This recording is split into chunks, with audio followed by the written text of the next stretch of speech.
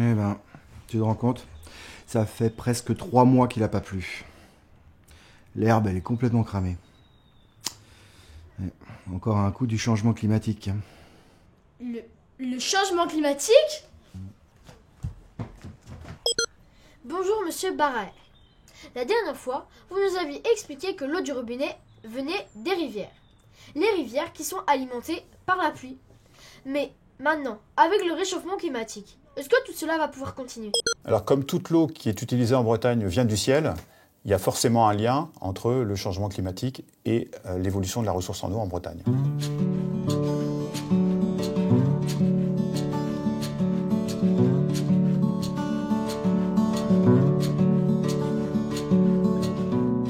Le climat de la Bretagne a déjà commencé à changer. Depuis un an, on mesure à peu près 1 degré de plus en moyenne annuelle, ce qui est beaucoup. On le voit sur ce graphique.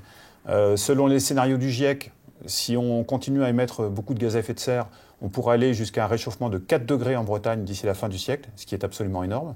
Et si jamais les politiques internationales arrivent à converger vers une réduction drastique des gaz à effet de serre, on pourrait alors limiter le réchauffement à 2 degrés, ce qui est déjà beaucoup. En été, on va avoir, entre le mois d'avril et le mois de septembre à l'avenir, une tension sur la ressource en eau en Bretagne, puisqu'on aura autant d'eau qui tombera du ciel que sur les 30 dernières années. Mais par contre, on aura une évaporation qui sera beaucoup plus importante pendant cette période estivale, une végétation qui pompera de plus en plus d'eau. Donc le bilan hydrique, la différence entre l'eau qui tombe du ciel et celle qui s'évapore ou qui est captée par la végétation, sera largement négatif. L'autre conséquence importante du réchauffement climatique attendu ces prochaines décennies, c'est une élévation du niveau de la mer, qui pourrait atteindre 1 mètre par rapport aux références actuelles. 1 mètre, c'est beaucoup. Et une des conséquences qui n'est pas forcément connue, c'est que le niveau de la mer montant d'1 mètre, il y aura une pression des eaux salines qui sera de plus en plus importante, notamment dans les zones côtières où on a des nappes phréatiques qui sont en bord de mer. Je pense par exemple au Pays Malouin ou au Trégor. Donc si le niveau de la mer s'élève comme ce qui est attendu, la pression de l'eau salée sera de plus en plus importante et cette eau salée va s'infiltrer dans les nappes phréatiques et donc ces nappes phréatiques d'eau douce deviendront de plus en plus salées. La Bretagne héberge de nombreuses terres agricoles. Les besoins en eau pour ce secteur s'ajoutent aux besoins en eau pour les habitants. Alors, comment concilier les usages pour rendre l'eau accessible à tous et en quantité suffisante? Chantal Gasqueuel, chercheuse à l'INRAE, nous éclaire sur ce point.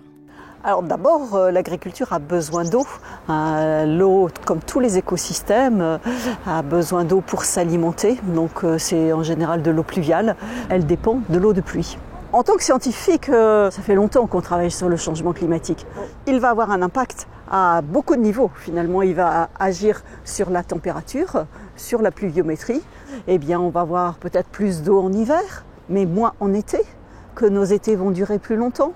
Donc on va avoir toute cette variabilité qui va être complexe à gérer pour l'agriculture. Un mot-clé, c'est résilience.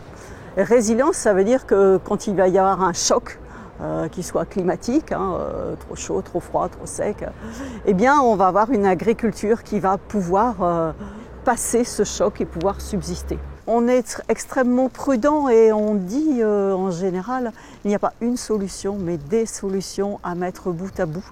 Le grand leitmotiv de ces solutions, c'est la diversification. Diversification des espèces cultivées. Pour une espèce, diversification génétique, avec des variabilités plus résistantes à des excès de température dans les deux sens. La diversification au sein d'un paysage, des paysages plus hétérogènes.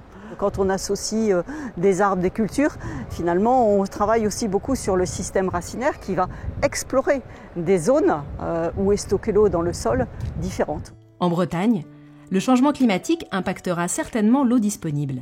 Ce phénomène s'accentue avec l'usage des terres, mais aussi avec l'afflux de population. Antoine de Conchy, ingénieur d'études au syndicat mixte de gestion des eaux d'Ille-et-Vilaine, nous en dit plus.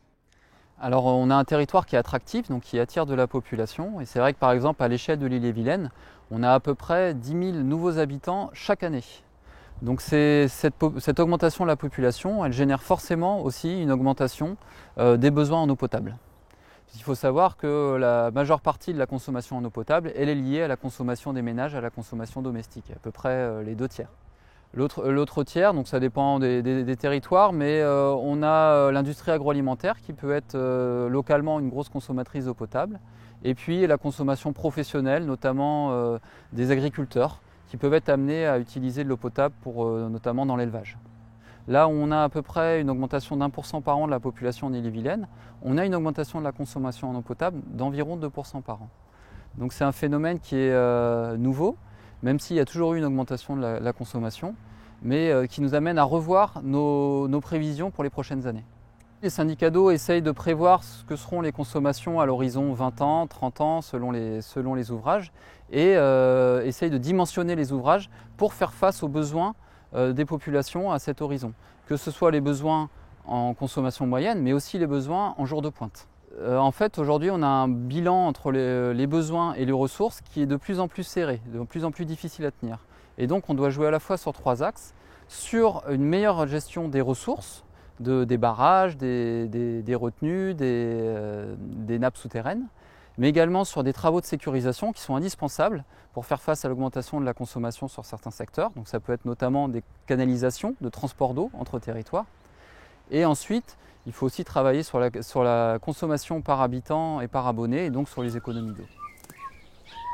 Eh papa, Ouais. tu sais, il va faire de plus en plus chaud en Bretagne. Et en plus, vu que la mer monte, ça peut envahir nos réserves d'eau. Oui, d'autant plus que les agriculteurs ont de plus en plus besoin d'eau. Et comme la population, elle augmente énormément en Bretagne, on n'est pas sorti de l'auberge. Hein. Et en fait, j'ai coupé l'eau. On est en alerte sécheresse. Donc, il va falloir économiser l'eau. Hein?